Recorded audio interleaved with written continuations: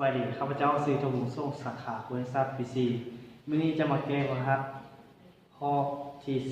10.11.2.3ภาคที่2แวนกลุ่มเนาะ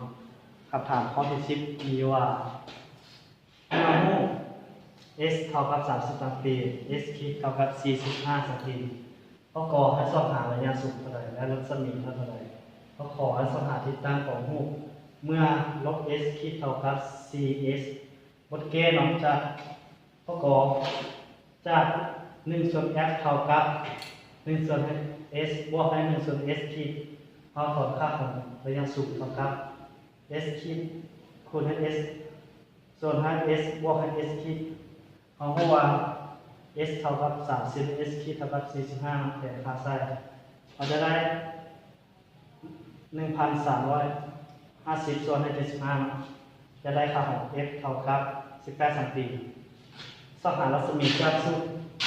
f เท่ากับ r ส่วน2ถอดออก r เท่ากับ 2f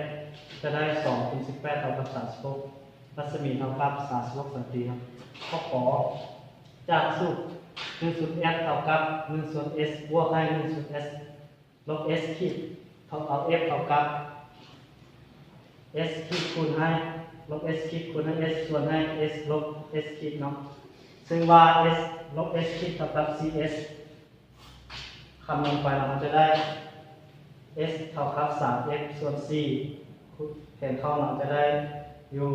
13.5 สันติเนาะเอา s ไปแทนใส่ส่วนคูณลบ cs ลบ s ขีดเท่ากับ cs จะได้ c ลบ cs ขีดเท่ากับ cs เนาะ